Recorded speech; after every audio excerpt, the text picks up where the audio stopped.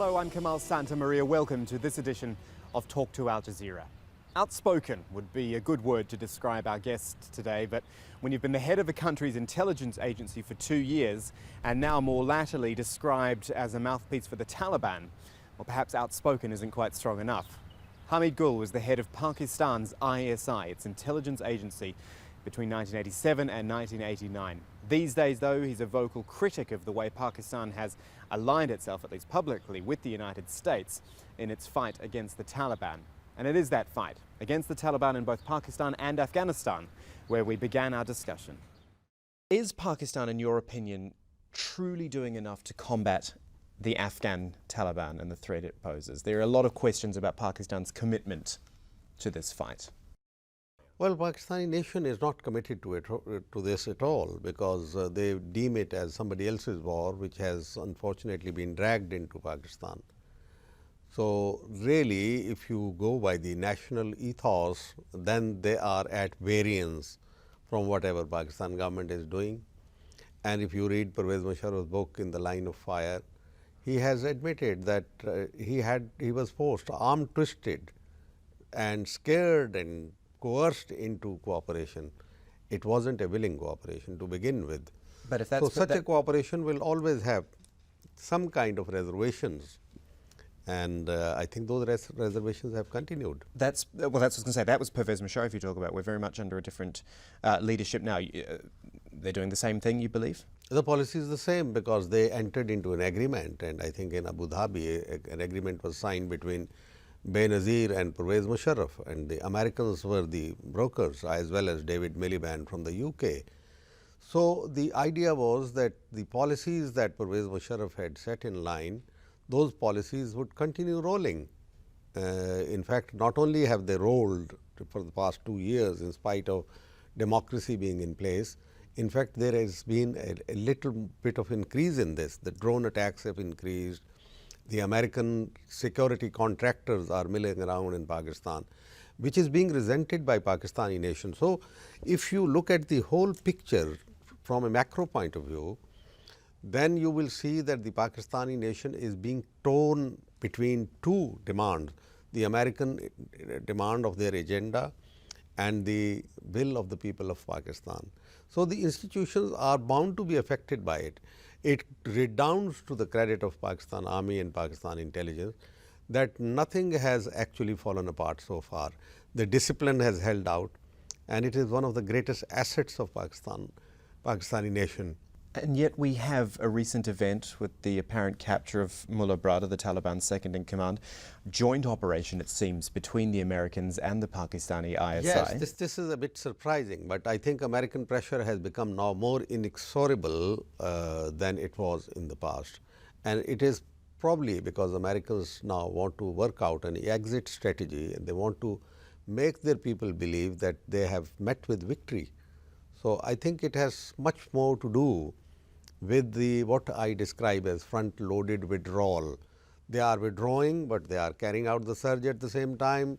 They have launched operation against what they describe as Taliban stronghold, but I don't subscribe to that idea. It's a very, relatively speaking, very small operation.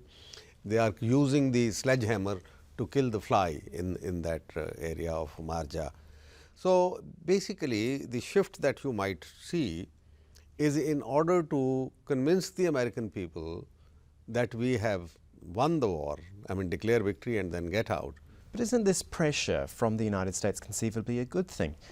Bringing Pakistan in as a true ally, not just a veneer of an ally, an actual ally, a joint operation in this case of Brada, which has actually yielded success and shows that progress is being made by quote-unquote true allies. Perhaps that may be so, but on the other hand, it could be simply because Mullah Brother somehow, for some reason, for personal errand or because of an injury or because of medical treatment, he may have come there, and American picked him up, and then in that case it becomes impossible for Pakistan not to act in concert with the Americans.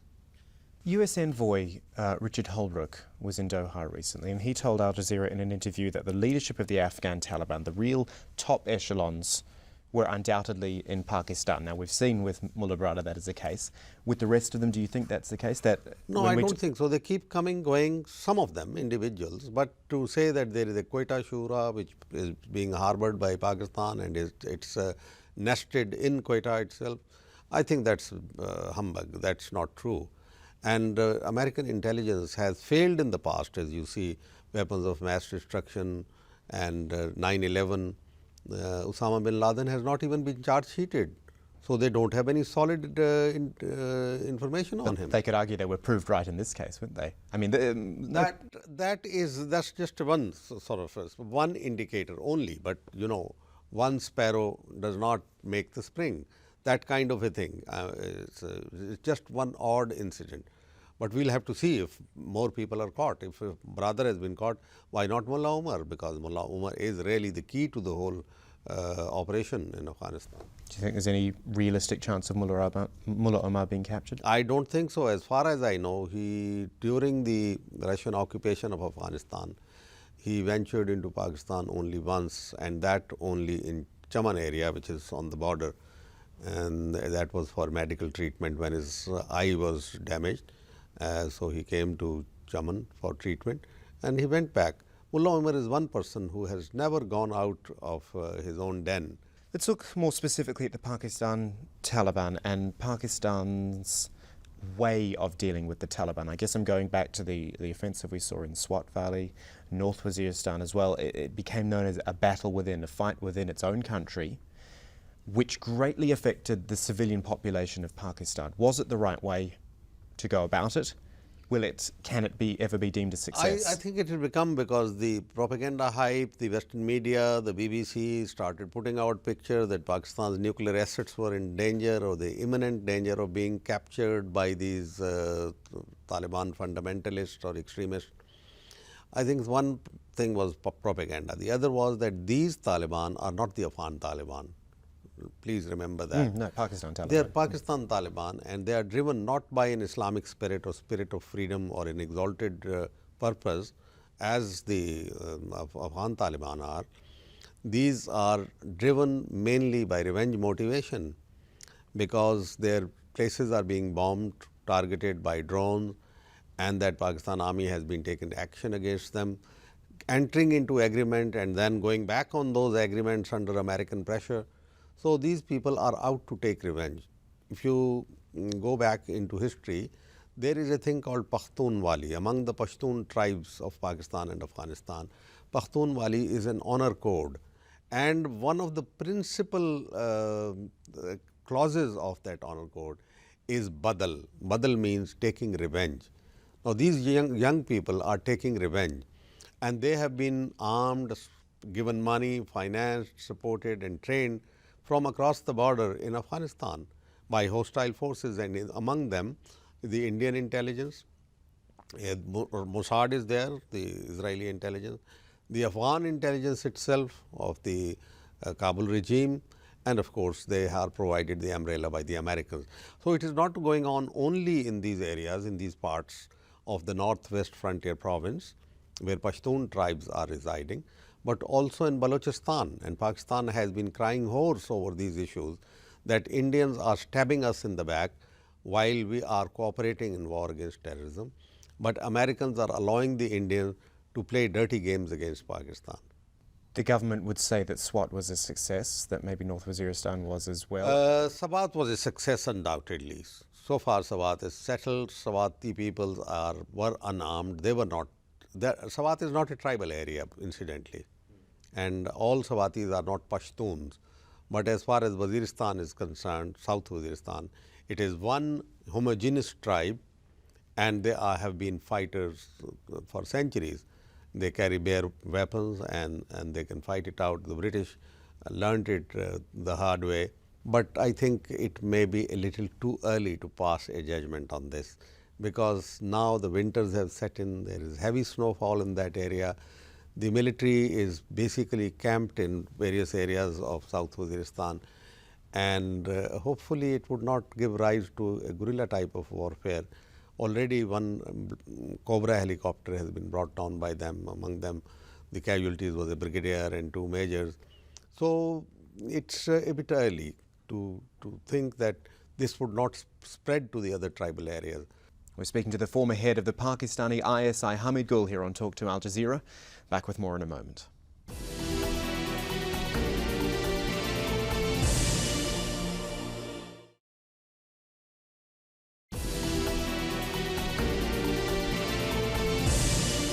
Welcome back to Talk to Al Jazeera. Our guest this week is Hamid Gul, the former head of Pakistan's intelligence agency, the ISI. Mr. Gul, thank you for staying with us. Let's talk about the ISI specifically now. It's under a cloud all the time. There's always suggestions of involvement with shadowy groups, if I can put it that way. In your opinion, in 2010, is the ISI clean? Well, it's very difficult to say because the rank and file maybe in some cases, individual cases, I won't say as a matter of policy, they may be doing things which happens because after all a nation's attitude change slowly like the smooth curves of a railway track. But when you want to take a U-turn, then some bogies will get derailed. And we have seen the tribesmen falling against Pakistan Army, and we have suffered a lot of casualties among them, Lieutenant General downwards. Many things are happening to Pakistan. Pakistan is paying a huge price for somebody else's war. But Pakistan, this war is generally perceived everywhere in the society, and the institutions are no exception because they are part of the society, they are extension of the society, that this is somebody else's war and that we have been unfortunately pushed into it.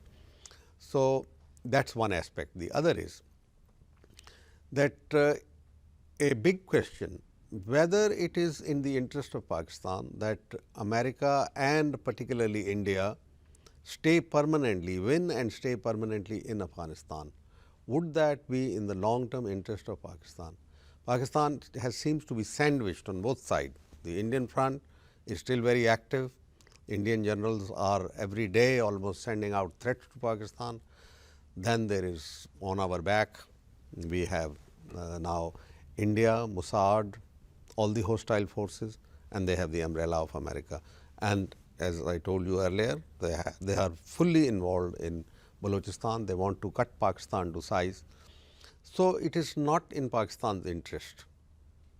Therefore, if one were to see, and especially after Obama's 1st December speech, it has become clear that Taliban are the future and Americans are the past of Afghanistan.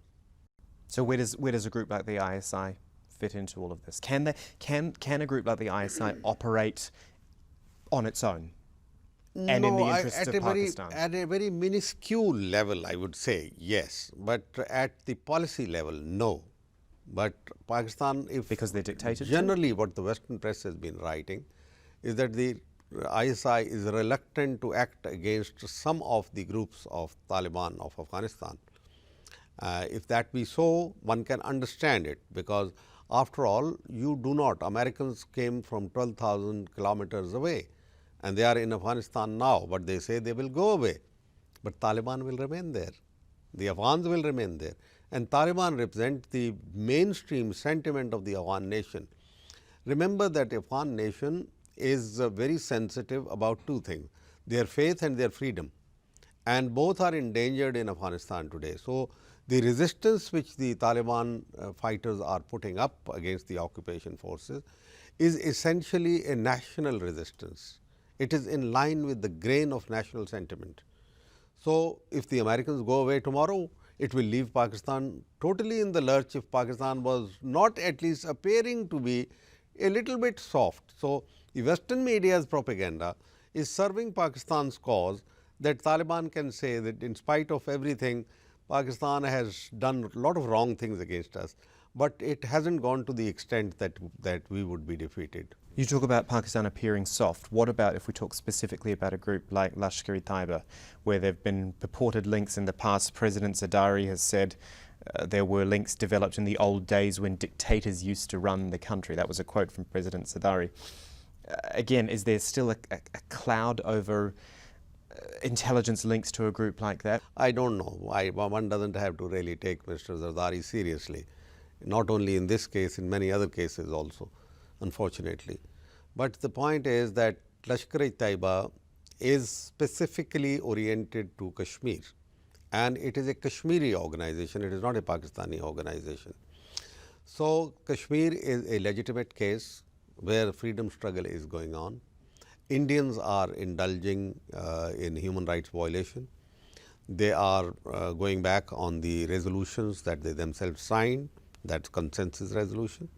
If the right of vote, right of choice has become redundant in the eyes of the Indians who are never tired of calling themselves the world's largest democracy, tell me, if the right of vote is a right of choice has become redundant, then French Revolution has become redundant, the United Nations Charter has become redundant, all the countries who won their freedom as a result of armed resistance, they should not have got this. I think there is absolutely no logic why this right of self-determination should not be given to the people of Kashmir. So with all our focus on, when we look at Pakistan, the fight against the Taliban, the battle within, as it were, should we perhaps be looking a lot closer at Kashmir at the moment? Yes, we should be. Pakistan, because Afghanistan is another country. Kashmir is still to decide its fate. And we consider it as our part, because if the Kashmiris were to be tomorrow given the right of choice, we absolutely believe that they would vote for Pakistan. So, they are very much our citizens, and whatever we are doing, we are supposed to do that. We are committed to do that. Let's talk specifically about you personally. Yes. You are a man who, as we said, former head of the ISI, worked with Pakistan intelligence. You are consistently and constantly accused of being a Taliban mouthpiece, with link to them. How do you react when you hear accusations like that? I have no links with them, but I support their cause morally. I am a moral voice in support of them. Because it is their right, because two things happened in Afghanistan. One was when the Russians invaded, the whole world stood up behind the resistance fighters, didn't they? That was a morally good cause. We supported it. And now another superpower, without sufficient evidence, comes in and attacks the same country. Hapless, poor, tattered, shattered by wars and by internal fighting. And then these people start resisting. So, is it not morally correct to support them? it wasn't completely without reason. There was obviously the 9/11 attacks which prompted the Where invasion in the first where is the place. proof of that? Because I know that Taliban, Mullah Zaif himself came to me when he was ambassador in Pakistan. He said, we have offered to the Americans that you try him out. Why don't you try Osama bin Laden? We'll produce him before you, but he has to be tried under the Sharia law, not under the American law. First of all, we have no faith in American law, like in Dr. Afia Siddiqui's case. Who has faith in American law? Who create Guantanamo bays, Abu Ghraibs and rendition camps and torture flights, etc. You know, this is the American law as far as their own citizens are concerned may be very good, but American law to be applied to other nationality, other people is absolutely wrong. Now, in case of Afia Siddiqui, for instance, the American law says the jury of peers has to be there. Here is a jury, none of which is a Muslim woman wearing a hijab. They cannot understand that being strip searched is such an indignity to a Muslim woman. So, how can that jury give the right verdict? So, basically there are flaws in their laws. Besides, their point of view was that George Bush had said he wants Osama dead or alive. That means punish had already been announced on him, wants him dead or alive. And I know that this is what George Bush said. So, they said like hell, we will not allow this to happen, because he has taken oath of allegiance on the hand of Mullah Umar, and therefore, from every point of view, from any angle of law, he is a citizen of Afghanistan. We shall not hand him over to American law. When you say that you sympathise with the Taliban's cause, do you ever worry where you might land up because of that viewpoint? No, the Americans took my name to the United Nations Sanctions Committee, UN Security Council Sanction Committee, but it was Chinese intervened, and they stopped my name being put on the terrorist list. They did their best. They have not allowed me. The UK in year 2000 they did not allow me. That means they were planning at that time 2001. 2001, in my opinion, there is a mystery. It's an enigma. It needs to be resolved. And this is a very basic question. Was it Al-Qaeda who carried it out?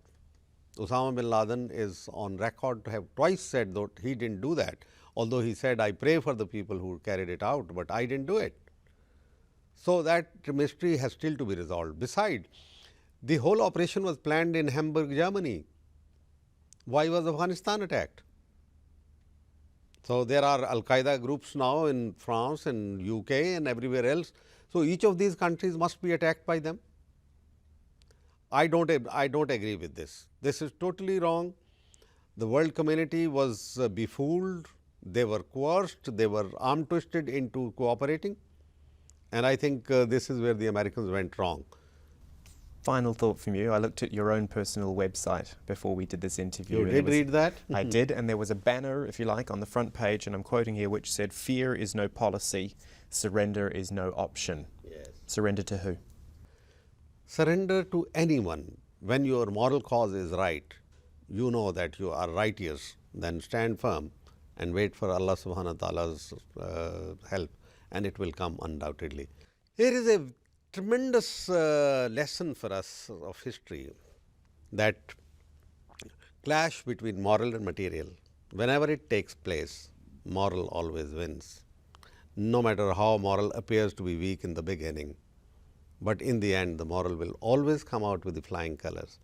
And here is one America, history's mightiest power, joined in by all, for want of a better word, by all the world establishment, the armies, political support, money, etc. Everything was given to them. And opposite them were whom? Nameless, faceless, addressless individual groups. And what happens then?